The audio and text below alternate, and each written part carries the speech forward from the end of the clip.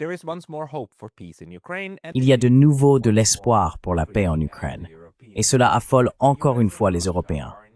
Les États-Unis et la Russie sont sur le point de proposer une cessation des hostilités dans le cadre d'un soi-disant plan de paix en 28 points.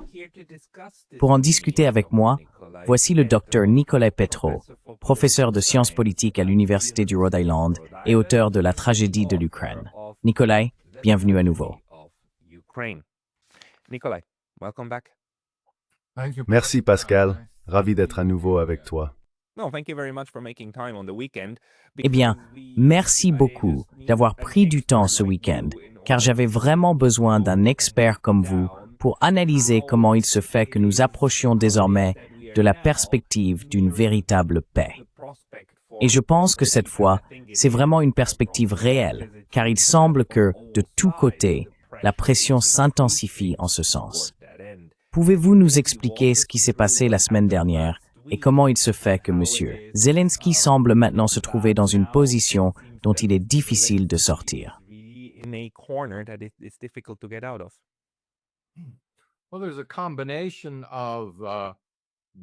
Eh bien, il y a une combinaison de succès militaires russes notables sur le champ de bataille, non pas seulement en un ou deux endroits, mais le long de toute la ligne de front.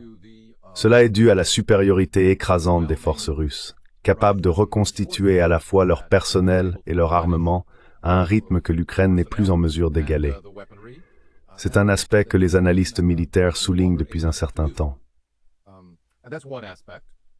Le deuxième élément, le deuxième coup, si l'on veut, porté au régime de Zelensky, est bien sûr le scandale de corruption, qui est loin d'être terminé. En d'autres termes, il n'en est peut-être qu'à ses débuts, car nous disposons d'environ 1500 heures d'enregistrement qui sont lentement divulguées. Et pourquoi seraient-ils divulgués lentement? Eh bien, il y a beaucoup de spéculations à ce sujet à Kiev.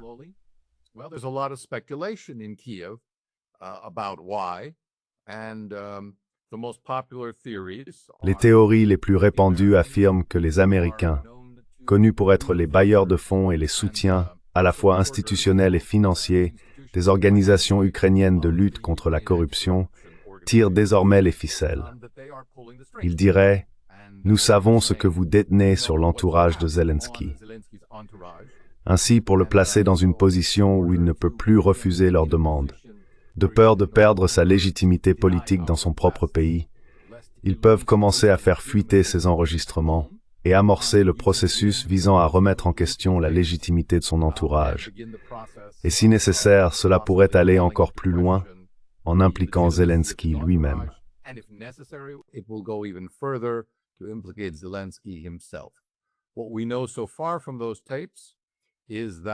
Ce que nous savons jusqu'à présent de ces enregistrements, c'est qu'apparemment, il s'agit bien sûr d'une accusation non encore prouvée devant un tribunal. Plusieurs ministres du gouvernement seraient impliqués dans des enregistrements où ils auraient accepté des pots de vin par l'intermédiaire d'un proche associé de Zelensky, connu sous le nom de Timur Mindych, surnommé dans les médias ukrainiens le portefeuille de Zelensky. Sur ces bandes, on entendrait ce dernier et plusieurs personnes qui semblent être des ministres ukrainiens organiser des rétrocommissions dans le secteur de l'énergie, des commissions versées en échange de l'obtention de contrats publics. Et comme on le sait, une grande partie de ces ressources énergétiques ne fonctionne même pas actuellement à cause des attaques russes. La question est donc, pourquoi? Pourquoi ne sont-elles pas défendues? Pourquoi continuent-ils à percevoir de l'argent pour des services qu'ils ne rendent pas? Tout cela soulève de sérieuses inquiétudes.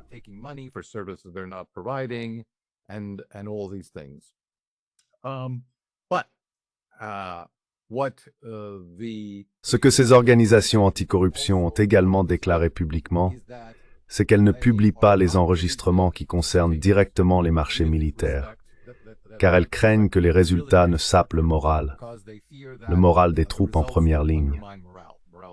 Elles les conservent donc.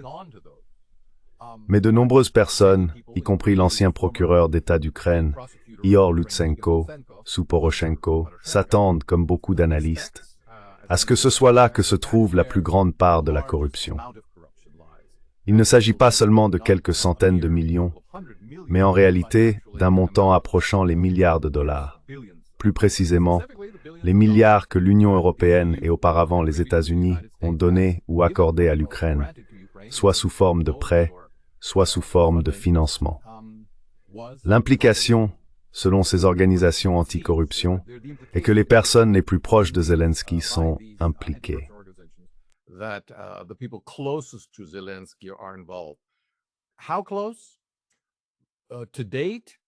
À quel point? À ce jour, il a été révélé dans les médias ukrainiens que le chef de cabinet, Andriy Yermak, la personne qui dirigera la délégation ukrainienne au pourparlers de paix en Suisse cette semaine, est le chef de cette délégation. Zelensky compte beaucoup sur lui.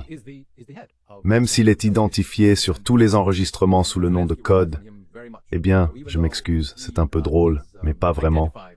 Son nom de code est Alibaba, comme dans Alibaba et les 40 voleurs. Donc le nom de code de Yermak est Alibaba. Tout cela reste à prouver devant les tribunaux, mais cela donne une très mauvaise impression.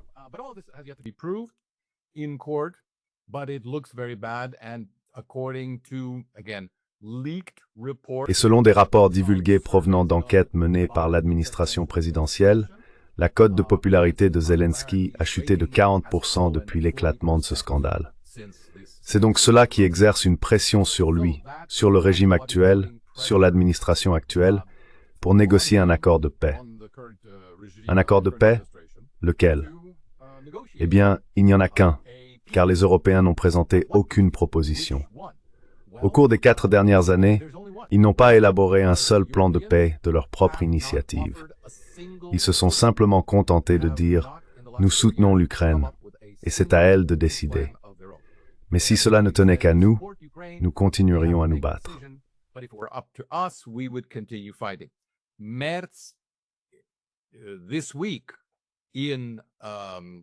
Cette semaine en Afrique du Sud, je viens de le voir à la télévision allemande, il a dit que c'était à l'Ukraine de prendre la décision et aussi aux Européens de décider s'il fallait ou non mettre fin à cette guerre.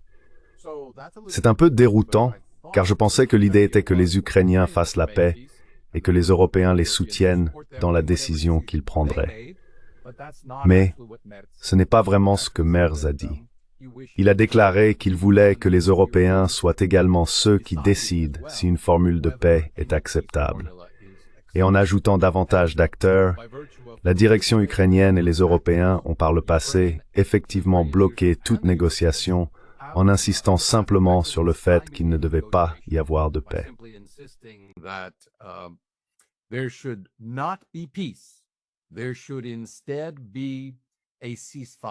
Il devrait plutôt y avoir un cessez-le-feu.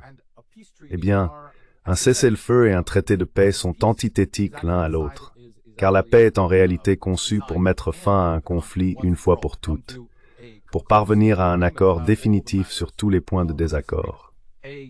Un cessez-le-feu n'est qu'une interruption des hostilités, avec la possibilité toujours ouverte que celles-ci reprennent. Pourquoi reprendraient-elles? Parce que cela donnerait à la partie désavantagée au moment d'entrer en négociation la possibilité de corriger ce désavantage puis de reprendre le combat à son avantage.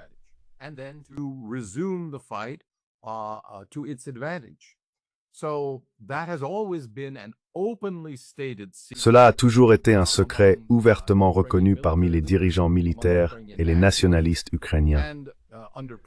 Sous les administrations précédentes, cela avait même été présenté comme la position officielle de l'Ukraine lors des négociations de Minsk, ce qui explique pourquoi ces pourparlers n'ont jamais abouti à une conclusion, parce qu'ils n'étaient jamais censés le faire.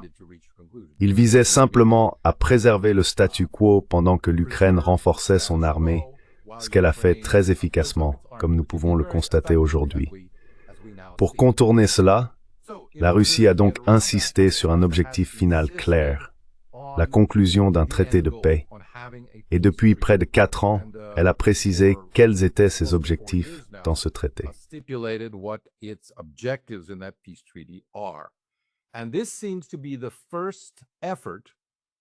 Cela semble être le premier effort, à savoir le plan de paix en 28 points de Trump, visant réellement à élaborer une proposition fondée sur ce que la Russie a présenté comme ses exigences pour la paix, puis à l'ajuster avec les conseils et les contributions des Ukrainiens, et secondairement, si nécessaire, des Européens également. Je pense qu'il y a maintenant, autant que nous puissions en juger, une compréhension plus claire qu'un plan viable sera celui proposé par la Russie, mais suffisamment flexible pour prendre en compte les préoccupations de sécurité ukrainiennes et européennes. Et dans ce cadre, si les États-Unis le soutiennent, nous pourrions effectivement parvenir à un accord de paix.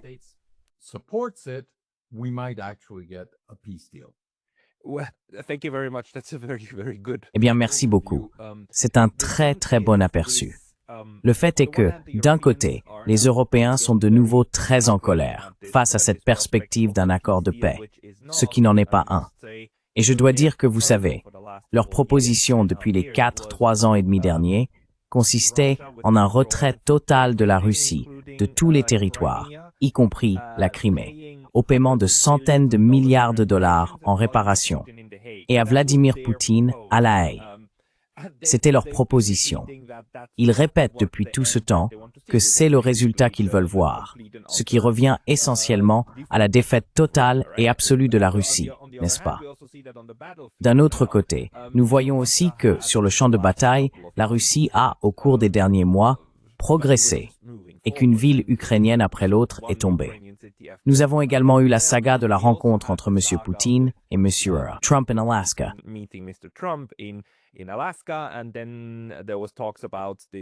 Et puis, il y a eu des discussions à propos de cette rencontre en Hongrie qui n'a jamais eu lieu.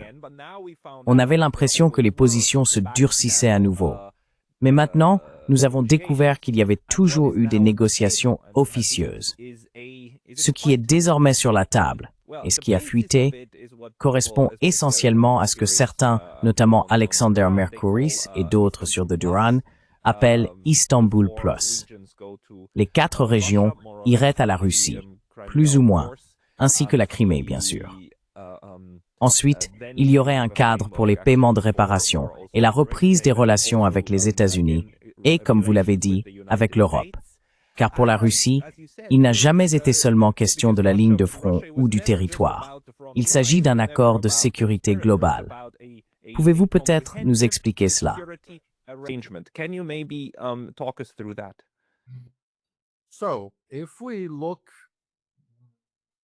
Donc, si nous examinons le texte des 28 points, je vais souligner ceux qui me semblent dignes d'être mentionnés, à réitérer, parce qu'ils apportent quelque chose de concret.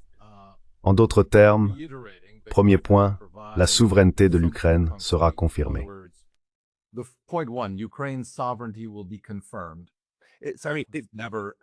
Ce n'est jamais un problème. Avant de faire cela, pouvez-vous me donner votre évaluation de la crédibilité de ce plan de paix en 28 points, la version qui a fuité dans le New York Times? Pensez-vous que c'est probablement sur cette base qu'il travaille réellement à Washington et à Moscou?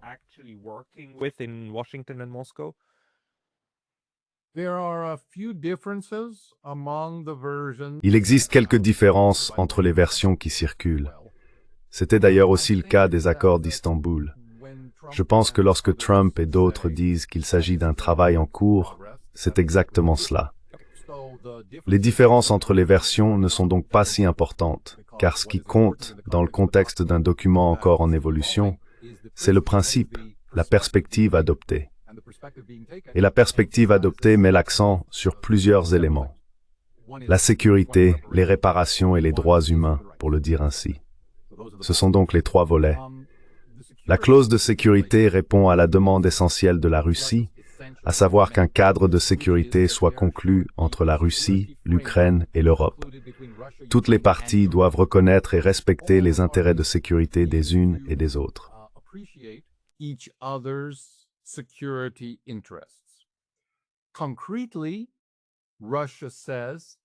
Concrètement, la Russie affirme que cela nécessite d'arrêter l'expansion de l'OTAN et d'empêcher l'Ukraine d'en devenir membre. Cependant, en contrepartie, l'Ukraine devrait pouvoir garantir sa propre sécurité. C'est une formule que Zelensky a déjà utilisée, car il y a plusieurs mois, le président Zelensky a déclaré « Nous comprenons que l'adhésion à l'OTAN est écartée. Ce que nous voulons, en réalité, pour la remplacer, c'est une vision de l'OTAN en Ukraine. Comme si l'Ukraine faisait partie de l'OTAN et avait la capacité de renforcer ses forces jusqu'à ce niveau de puissance. Et encore une fois, la signification de cela reste sujette à débat. Je ne qualifierais donc pas cela de proposition russe ou américaine. C'est plutôt un cadre qui prend en compte les préoccupations de la Russie, ainsi que celles d'autres parties qui se sont exprimées à ce sujet.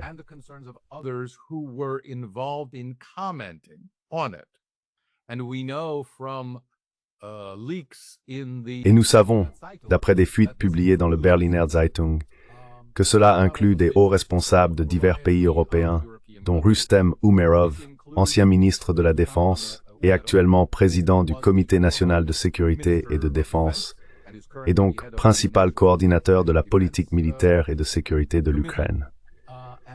Il a participé aux commentaires et selon le Berliner Zeitung, il avait reçu l'autorisation de formuler des observations et d'y apporter des révisions. Il n'est donc pas exact de dire que l'Ukraine n'a pas été impliquée dans l'examen de cette proposition.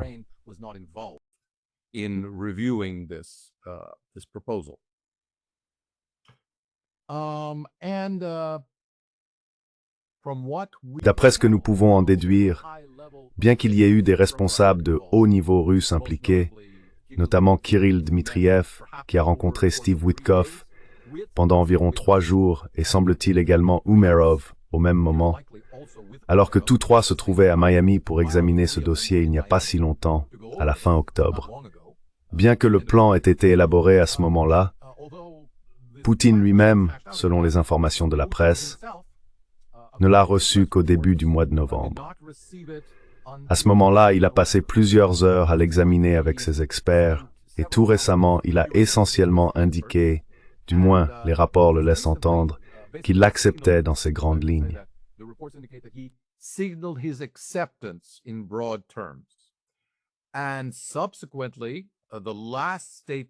Et par la suite, la dernière déclaration que nous avons de lui, hier ou avant-hier, indiquait qu'il reconnaît que, bien que ce ne soit pas le produit final et que les détails doivent encore être précisés, les termes de base de cet accord pourraient constituer la base d'un traité de paix définitif. Ce sont donc là des évaluations optimistes de ce que contient le traité, ou la proposition, devrais-je dire, qui deviendra vraisemblablement un traité. Le premier point concerne la sécurité. Un accord général et global, la non-extension de l'OTAN. L'Ukraine recevra des garanties de sécurité, n'est-ce pas? Ces garanties seront fournies, et c'est nouveau, par les États-Unis, peut-être aussi par d'autres, mais les États-Unis s'engagent dans ce document à offrir certaines garanties de sécurité assorties de 4 conditions. Comme il s'agit de Trump, il sera bien sûr rémunéré pour cela.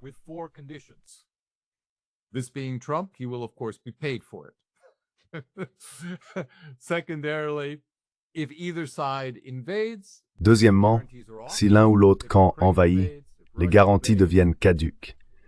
Si l'Ukraine envahit, ou si la Russie envahit, les sanctions seront rétablies contre la Russie, et la reconnaissance territoriale proposée ailleurs pour les territoires occupés sera révoquée. Fait intéressant, le point 10D stipule que si l'Ukraine tire par inadvertance un missile sur Moscou ou Saint-Pétersbourg, les garanties de sécurité américaines deviennent invalides. Bon, d'accord, c'est ce qui est écrit, c'est ce qui est proposé en ce moment. Désolé, pouvez-vous répéter, si l'Ukraine tire par inadvertance un missile sur Moscou ou Saint-Pétersbourg, les garanties de sécurité américaines deviennent invalides. Et si elle tire intentionnellement? Encore pire, je suppose. Je pense que le terme par inadvertance est là, parce que vous savez, on peut toujours dire « Oups, désolé, je ne voulais pas, ce n'était pas nous ».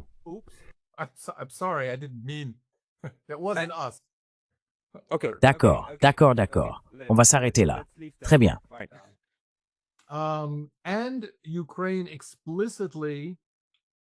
Et l'Ukraine pourrait explicitement demander son adhésion à l'Union européenne, ce qui, je crois, a toujours été considéré comme acceptable par la Russie.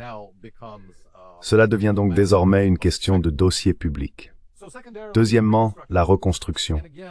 Et encore une fois, En suivant la logique trumpienne des tarifs d'extorsion, les États-Unis sont en position de tirer un grand profit des avoirs gelés. En d'autres termes, comme cela est actuellement proposé, environ 100 milliards de dollars sur quelques 280 milliards, principalement en Europe, seront investis dans des projets de reconstruction en Ukraine, dirigés par les États-Unis, dont ces derniers percevront 50% des bénéfices. Encore une fois, ce n'est peut-être pas si différent de la manière dont les États-Unis ont offert leur aide militaire à l'Ukraine. Très peu d'argent est réellement allé à l'Ukraine. Very little money actually went to Ukraine. It went to US defense contractors who used it. Cet argent est allé aux sous-traitants de la défense américaine, qui l'ont utilisé pour réapprovisionner les stocks américains avec des armes plus récentes et expédier les plus anciennes, déjà utilisées, vers l'Ukraine. Ainsi, du point de vue des États-Unis, tout le monde y gagne, certains un peu plus que d'autres. L'Europe ajoutera 100 milliards de dollars supplémentaires de son côté. Qui sait quel pourcentage de profit elle en tirera? Les avoirs européens gelés en Russie seront dégelés. On oublie souvent que la valeur des avoirs européens gelés en Russie n'est pas beaucoup moindre que celle des avoirs russes gelés en Europe. C'est donc une concession faite aux Européens. Enfin, le reste, environ 80 milliards de dollars, des avoirs russes sera investi dans un instrument spécial d'investissement américano-russe destiné à financer des projets communs entre les deux nations, visant à renforcer les intérêts mutuels et la stabilité à long terme.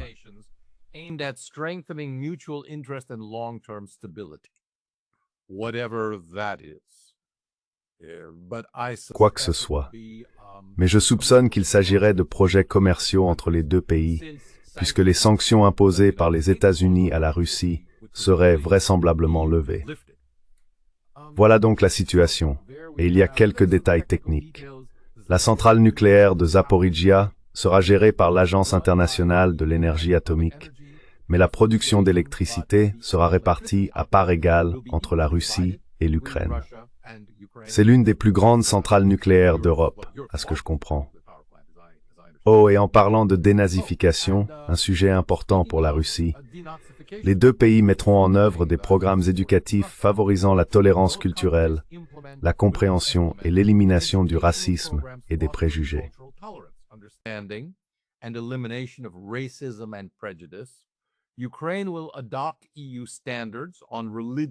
L'Ukraine adoptera les normes de l'ULUMEPM en matière de tolérance religieuse et de protection des minorités, ce qu'elle a d'ailleurs déjà fait.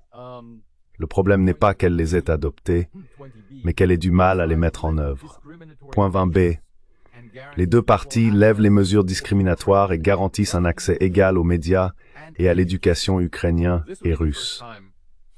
Eh bien, ce serait la première fois depuis 1991 que ce serait le cas. Et je pense que pour les nationalistes, ce serait la partie la plus difficile à accepter dans cet accord. Et enfin, l'idéologie et l'activité nazie seront interdites dans les deux pays. Bien sûr, l'Ukraine, comme elle l'explique constamment, a déjà éliminé et interdit à la fois les symboles nazis et communistes.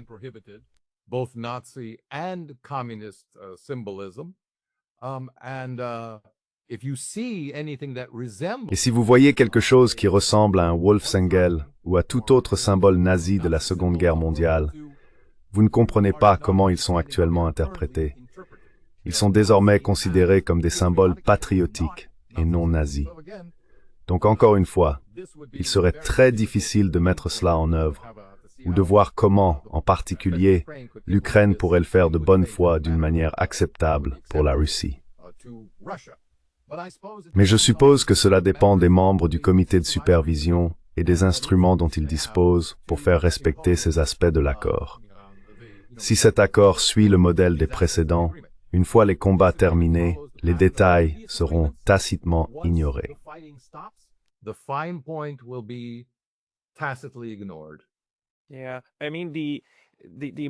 Oui, je veux dire, l'élément important du côté russe est bien sûr essentiellement que les 4 oblasts et la Crimée soient reconnus comme faisant partie de la Russie et qu'il y ait une zone démilitarisée dans les régions que la Russie n'occupe pas encore. Donc en gros, la question territoriale, en ce sens, serait réglée pour les Russes, ce qui est une part énorme, surtout si tout le monde y appose sa signature, lui donnant la force du droit international, ce qui en fait un fait établi, n'est-ce pas? Et en échange de cela, on demande essentiellement à la Russie d'abandonner de l'argent et d'accepter la non-utilisation de la force. And agree to the non-use of force. Yeah. And legislatively. Oui, et indiquer législativement qu'elle n'a, affirmer qu'elle n'a aucune ambition territoriale en Ukraine ou en Europe. Le problème cependant, c'est que la direction actuelle de l'Union a déclaré qu'elle ne croirait pas de telles déclarations de la part de la Russie. Par conséquent, je suppose que logiquement, il n'existe aucun traité ni aucune proposition que la Russie pourrait jamais offrir qui serait acceptable pour l'UE. Car celle-ci part du principe que la Russie ne respecterait pas ce qu'elle aurait stipulé, même si cela était adopté dans la législation. Cela place donc l'UE dans une position pro-guerre, ou du moins anti-paix. In a pro-war stance or an anti-peace stance. Yeah, but that's the current. Oui, mais c'est déjà la position par défaut de l'Europe de toute façon. Le point, c'est que si les États-Unis soutiennent réellement ce plan et disent « non, c'est ce que nous voulons », alors il ne reste plus beaucoup de marge de manœuvre. Je veux dire, les Européens sont encore une fois furieux. Ils sont en colère. La sécurité de l'Europe, sans l'Europe et sans l'Ukraine, c'est impossible. Vous n'avez aucune carte en main. Je veux dire littéralement, vous n'avez rien à faire. Et je pense que Donald Trump l'a dit plusieurs fois. And I think Donald Trump said so several times. Yeah. But let's apply that to Europe. Mais appliquons cela à l'Europe. L'Europe a un ratio déficit budgétaire PIB élevé, mais les économistes optimistes, soulignent que de nombreux pays affichent des déficits budgétaires bien supérieurs à 100%. Les États-Unis en sont maintenant à 125%. Le Japon est à 200 et quelques. Oui.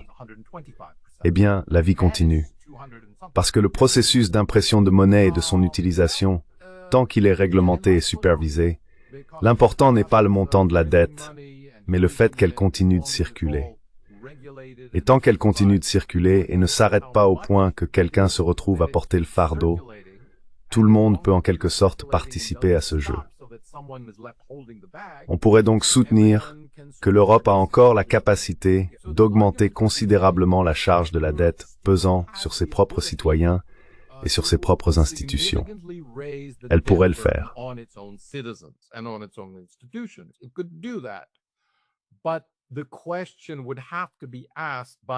Mais la question devrait être posée à un moment donné par les élites européennes. Et ces élites devraient ensuite être capables de traduire cela en action politique. Pourquoi? Que gagne l'Europe à poursuivre une victoire stratégique alors que, sur le plan militaire de base, et en regardant les perspectives de l'Ukraine à long terme, avec une population réduite de moitié et une insolvabilité financière peut-être dès l'année prochaine, que pourrait l'Europe en tirer, sinon retarder l'inévitable? Et c'est là que Poutine revient avec un argument simple. Nous continuons d'avancer, dit-il. La Russie continue de proposer des solutions pour mettre fin à la guerre que vous n'aimez pas. Mais si vous n'aimez pas ces propositions, la prochaine sera pire pour vous, car nous aurons encore progressé.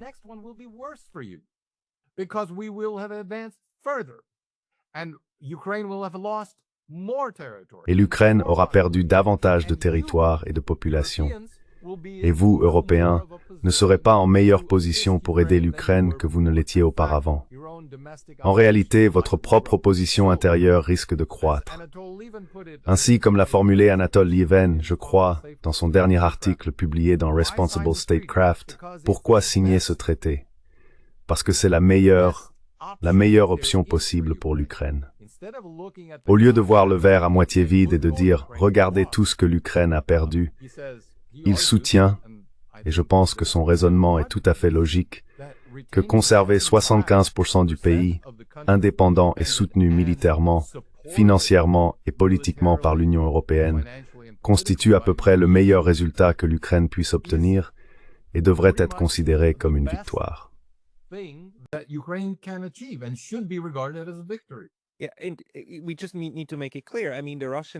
Nous devons simplement clarifier cela. Je veux dire, les Russes à ce stade peuvent vraiment dire, regardez, si vous aviez pris Istanbul en 2022, cela aurait été bien mieux qu'aujourd'hui. Si vous la prenez maintenant, ce sera encore mieux que dans un an, quand la Russie sera à Odessa. Exactement. En un sens, ce n'est pas hypothétique, n'est-ce pas? Il a déjà été prouvé que c'est essentiellement la logique militaire, et nous revenons à Clausewitz, où la guerre est la continuation de la politique par d'autres moyens. Et maintenant, la question est, pouvons-nous revenir à la politique pure, ou devons-nous maintenir cette approche duale?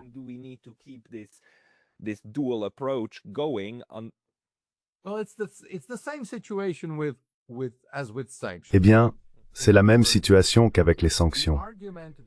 En d'autres termes, l'argument selon lequel les sanctions ont un effet et conduiront à un changement de politique, ou que les attentes de l'UPML concernant un effondrement de la Russie se réaliseront un jour, repose sur quelque chose qu'ils affirment susceptible de se produire selon la trajectoire actuelle. Mais ils n'expliquent pas les incohérences de cette trajectoire. Objectivement, la trajectoire semble indiquer la direction opposée. Et je ne connais pas beaucoup de gens, même parmi ceux qui soutiennent les sanctions ou la politique actuelle de l'UE, qui diraient que les choses vont bien pour l'Ukraine. Mais ils affirment que même si les choses vont mal, cela finira par changer, disons dans 6 mois ou 8 mois, sans jamais préciser quand exactement.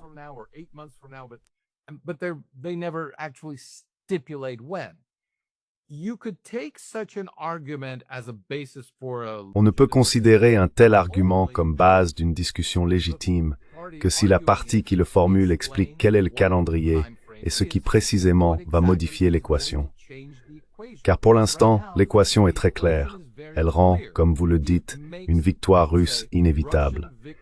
Et cette victoire sera encore plus dévastatrice à l'avenir, car la trajectoire actuelle y conduit. Si vous soutenez que la trajectoire mène ailleurs, alors expliquez quelle est la source de ce changement, ou quelle elle sera, et quand nous pouvons nous attendre à ce que ce résultat se produise. Sans cela, ce n'est que de la pensée magique. Et cette pensée magique peut être entretenue par les dirigeants européens, car tout ce qu'ils dépensent, c'est de l'argent, tandis que les Ukrainiens, eux, meurent.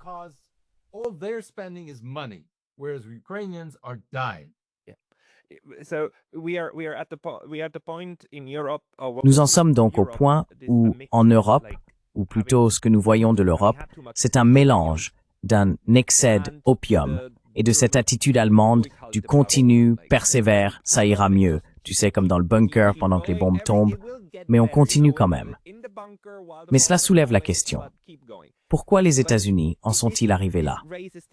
Je veux dire, est-ce que les États-Unis réalisent que ce projet, en substance, de guerre par procuration ou de guerre de coalition, a échoué? Il a échoué. Et maintenant, il faut s'en sortir et en tirer le maximum possible.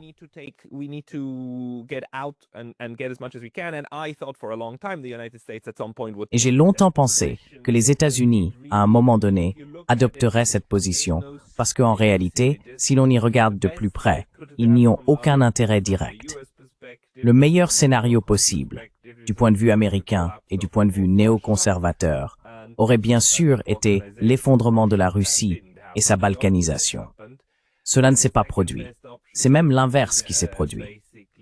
La deuxième meilleure option aurait été, en gros, que les États-Unis et l'OTAN puissent s'imposer, sauver l'Ukraine et remettre la Russie à sa place. Cela non plus ne s'est pas produit. Alors la meilleure chose à faire, à un certain moment, doit être simplement de prendre ce qu'on peut et de partir.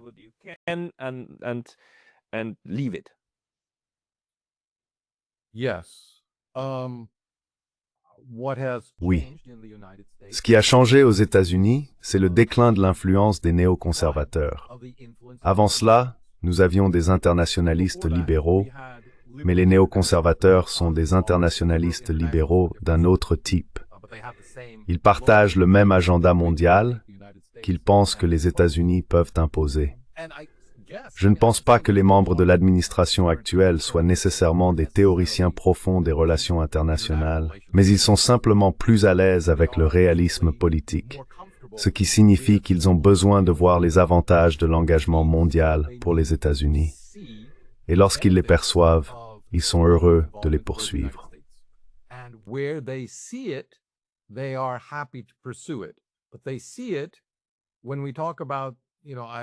Mais ils le voient quand nous parlons de « Eh bien, vous savez, j'ai un peu tourné en dérision le fait que Trump mette des signes dollars sur toutes ses politiques. Mais vous savez, c'est mieux que d'avoir un chèque en blanc.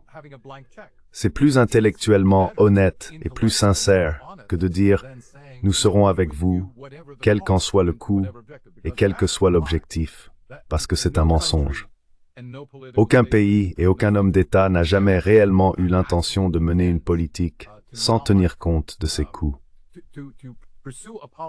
Ils ne partagent pas ce qu'ils pensent que ces coûts seraient, et ils les sous-estiment généralement, ce qui conduit à des problèmes à long terme.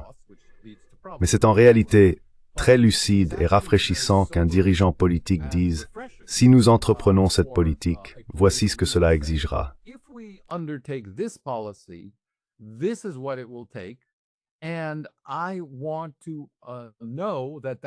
Et je veux savoir que cet argent sera remboursé, que nous n'aurons pas à faire appel aux contribuables, ni à déséquilibrer notre propre système économique et politique, afin d'atteindre des objectifs incertains à long terme. Mais tant que nous pouvons voir quel est le bénéfice et le rendre proportionnel au coût, cela pourrait être une bonne politique. Et c'est ce type de réflexion, de la part de personnes comme J.D. Vance, Tulsi Gabbard et Steve Witkoff, qui, après tout, n'est qu'un conseiller, mais néanmoins impliqué, qui a conduit à une évaluation plus réaliste des politiques. Je suis tombé sur la dernière déclaration de Poutine dans laquelle il disait que cela pourrait constituer la base d'un accord de paix.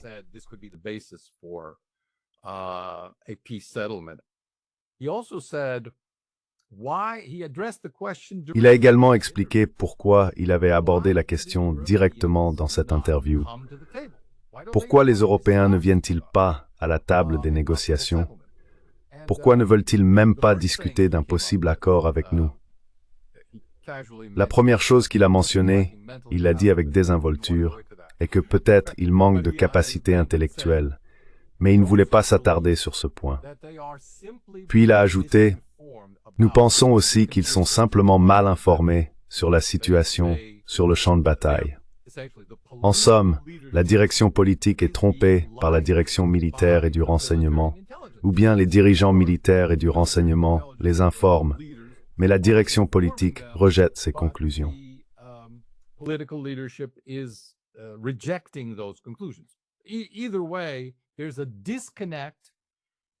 Dans tous les cas, il y a là une déconnexion entre les renseignements, les informations militaires et la politique au sein de l'emailing. Et cela se comprend, car on observe des déclarations beaucoup plus prudentes au niveau national, de la part de dirigeants politiques informés par leur propre commandant militaire. Mais l'UQOMEM ne dispose d'aucune infrastructure militaire. Par conséquent, il existe une déconnexion totale entre les déclarations de personnes comme Ursula von der Leyen ou Kaja Kallas, qui n'ont pas d'expérience directe ni d'informations sur ce qui se passe sur le front, même si Ursula von der Leyen a elle-même été ministre de la Défense en Allemagne pendant un certain temps, mais à une période très différente.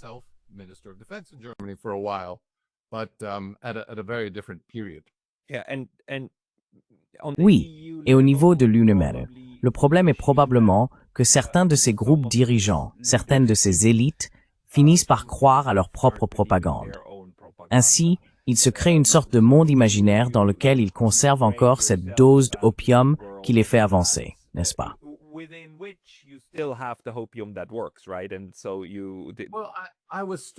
Eh bien, j'ai été frappé, il y a environ un an et demi, en écoutant David Cameron, l'ancien Premier ministre britannique, et ensuite, je crois, brièvement, ministre des Affaires étrangères à nouveau. Il disait d'un ton très factuel qu'il n'y a aucun moyen pour l'Europe de perdre dans une confrontation avec la Russie. Parce que, disait-il, regardez la taille de notre économie, regardez la taille de l'économie russe, regardez combien nous dépensons pour les forces armées, non pas leur taille ou leur efficacité, mais simplement combien nous dépensons. Et regardez combien ils dépensent. C'est tout ce qu'il faut savoir, disait-il, pour comprendre que notre victoire est inévitable.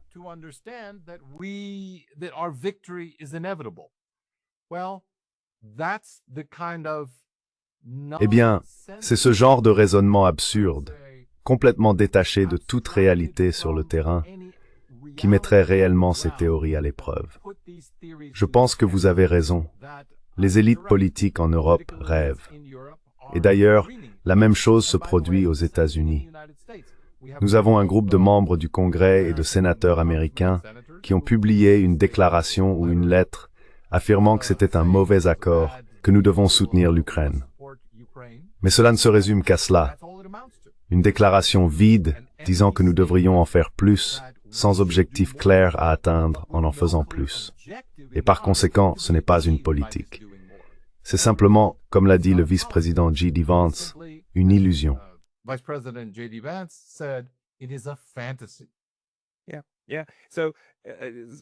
Oui, oui. Donc en un sens, nous arrivons vraiment à un point où ces réalités, les réalités du champ de bataille et les réalités politiques s'imposent d'elles-mêmes. Et nous en sommes maintenant à un stade où elles se manifestent concrètement. La question pour moi est la suivante. Si l'objectif du côté russe n'est pas seulement de mettre fin au combat en Ukraine, mais d'obtenir un véritable accord de paix qui jette les bases d'une structure de sécurité. Car ils ont clairement indiqué que c'est ce qu'ils recherchent. Cela signifie qu'ils ont encore besoin d'un certain niveau d'adhésion de la part des Européens. Même si, à grande échelle, les Américains les forcent et leur tordent le bras, tout comme ils le font avec les Ukrainiens, il faut, à un certain niveau, un peu d'adhésion pour commencer à construire là-dessus. Sinon, ce n'est pas une victoire à la Pyrrhus, mais une victoire vide, n'est-ce pas? Alors, selon vous, comment essaient-ils d'y parvenir?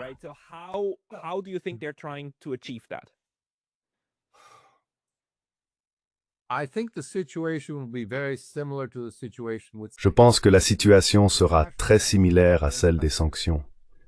Les sanctions internationales contre des pays fonctionnent mal, et j'irais même jusqu'à dire qu'elles n'aboutissent jamais de manière fiable à un changement de politique du pays visé. Néanmoins, les sanctions sont d'autant plus efficaces que le groupe de nations qui les respectent est important, et selon le poids que ces nations représentent. Les États-Unis sont le plus grand acteur financier international, donc il devient sans importance quelles sanctions les Européens maintiennent si les États-Unis refusent de les appliquer.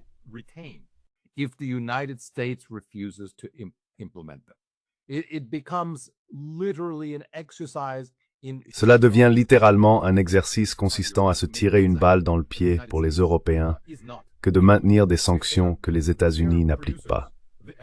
Leurs producteurs et consommateurs deviennent les seuls à en souffrir si d'autres marchés internationaux restent ouverts aux pays sanctionnés, en l'occurrence la Russie. Le même résultat, je pense, est probable dans le cas d'un accord de sécurité. Si la Russie et l'Amérique parviennent à un cadre mondial de paix entre les deux nations qui inclurait, par définition, l'Europe, il devient très difficile pour les Européens de s'opposer à la paix.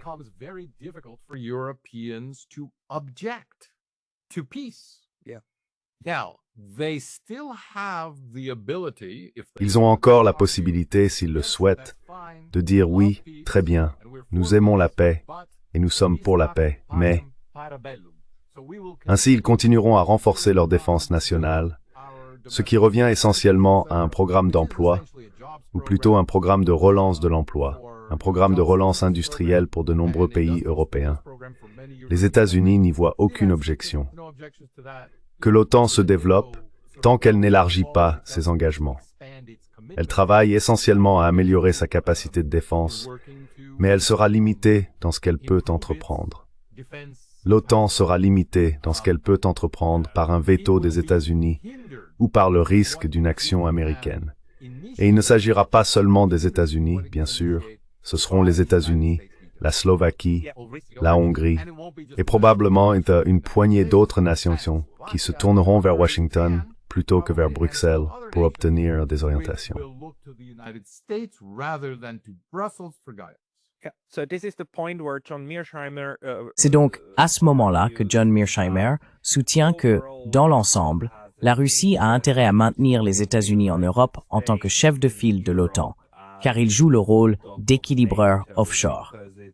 Et même si les Européens s'arment, et ainsi de suite, tant que cela se fait dans un cadre où, au bout du compte, le chef de file prend les décisions et que l'on a un accord avec lui, on dispose globalement d'une structure avec laquelle travailler. Overall, you have a structure. You have a structure to work. You know, I will go further than that. This fits. Je vais aller plus loin que cela. Cela s'inscrit très bien dans une vision multipolaire de la sécurité, car nous parlons d'un pôle transatlantique et d'un pôle eurasien. Ensuite, il y aura un pôle est-asiatique et d'autres encore. Mais le pôle euro-atlantique sera dirigé par les États-Unis. Point final. Tous les autres membres actuels de l'OTAN seront contraints de s'aligner sur ce pôle. Le pôle eurasien, encore une fois, peut-être tacitement, peut-être selon la nature des accords et des discussions qui suivront dans le cadre de tout traité ou doctrine de sécurité établie après la guerre en Ukraine. Peut-être même explicitement, la Russie deviendra le garant de la paix dans une grande partie de l'Eurasie.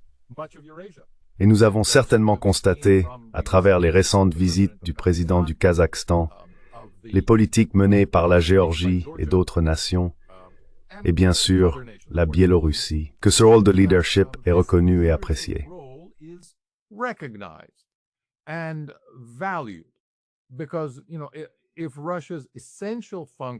Car si la fonction essentielle de la Russie reste de maintenir l'ordre internationalement dans la région du monde où elle domine, tous les autres grands pôles de cet ordre multipolaire seraient heureux de la laisser faire, puisque assumer ce fardeau individuellement serait impossible. Même les rêves les plus fous des néoconservateurs n'imaginent pas que les États-Unis interviennent réellement, gouvernent et résolvent les conflits partout dans le monde. Il leur suffit de le faire dans leur propre arrière-cour, là où cela relève de leur responsabilité. Mais pour avoir les mains libres dans cette entreprise, ils doivent permettre à d'autres hégémons régionaux d'en faire autant dans leur propre sphère, puis parvenir à un accord entre eux.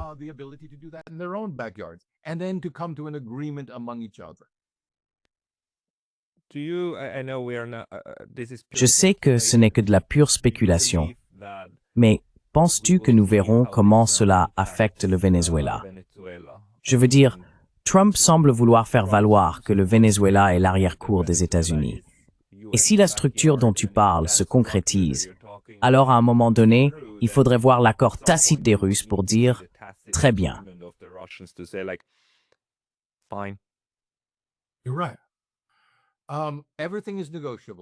Tu as raison. En politique, tout est négociable. En grande politique, tout est négociable. Ta mère est négociable. Tes alliés sont négociables. Et la Russie peut causer des problèmes. La Russie peut devenir plus populaire très facilement, simplement par la rhétorique et une aide relativement mineure au Venezuela, en le défendant dans les forums internationaux et par des actions de ce genre. Elle peut provoquer un mal de tête pour les États-Unis, dont ils ne veulent ni n'ont besoin, dans la région où ils sont l'hégémon, les Caraïbes, l'Amérique centrale, et ils essayent de s'assurer qu'une grande partie de l'Amérique latine soit également dans ce camp. Donc, ils n'ont pas besoin de difficultés avec la Russie. D'un autre côté, si la Russie ne crée pas de difficultés, alors peut-être que les États-Unis peuvent exercer un peu plus de pression sur l'Ukraine pour obtenir un accord, et ensuite nous pourrons tous nous partager le monde joyeusement entre nous.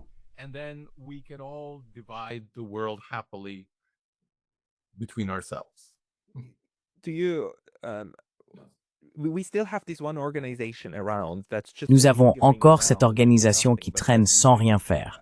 Mais je continue de penser qu'à un moment donné, il devrait devenir évident qu'elle peut à nouveau servir à quelque chose. Et c'est l'OSCE. Penses-tu que l'OSCE pourrait être relancé pour travailler sur cette infrastructure? Parce que, je veux dire, s'il y a réellement un accord de paix et un retour à la normalité en Europe, l'OSCE serait elle aussi débloquée et pourrait devenir un forum pour une sorte de structure de sécurité russo-européenne.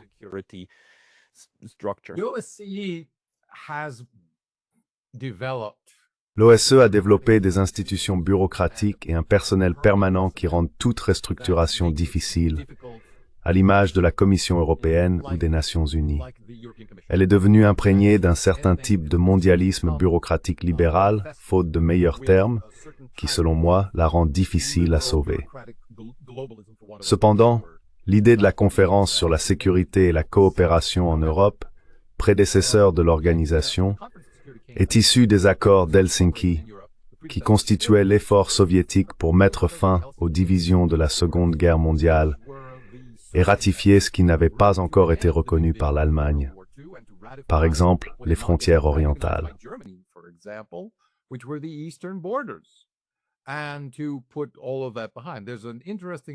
Et pour laisser tout cela derrière nous, il y a une expression intéressante dans les 28 points à propos de mettre fin aux désaccords des 30 dernières années.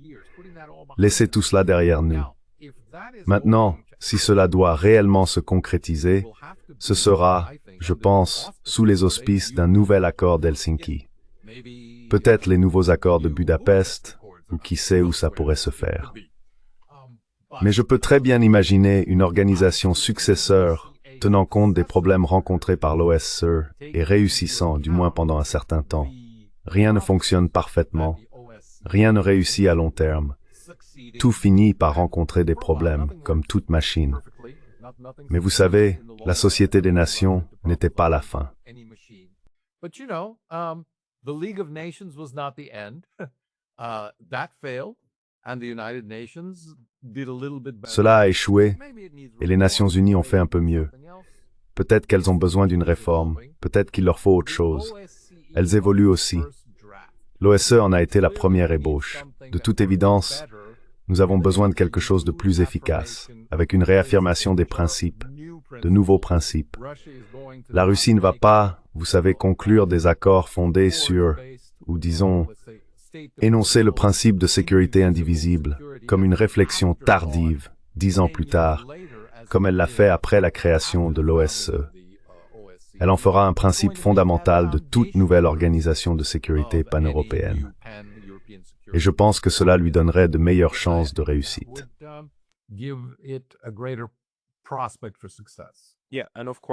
Oui, et bien sûr, il y a aussi le fait que les liens que la Russie a tissés mèneront probablement à quelque chose qui ressemble davantage à un cadre de sécurité eurasien.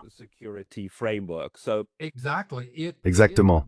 Elle serait en mesure d'encourager, je pense, l'élargissement de la composition actuelle de l'OSCE.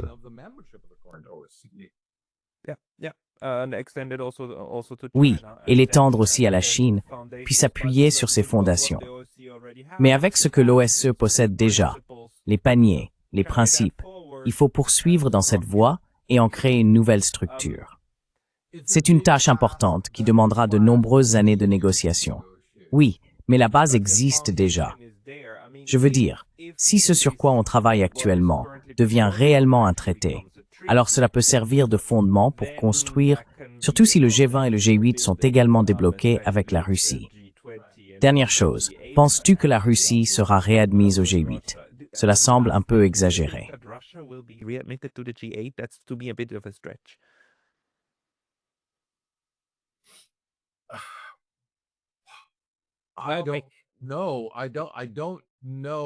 Je ne sais pas. Je ne sais pas.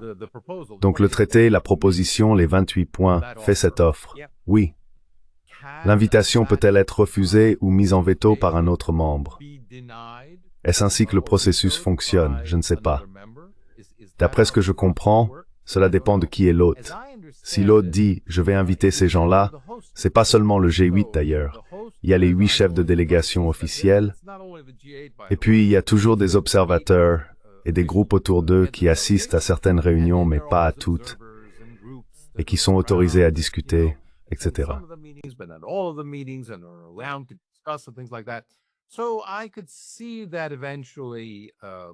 Je pourrais donc imaginer que cela finisse par arriver à l'avenir.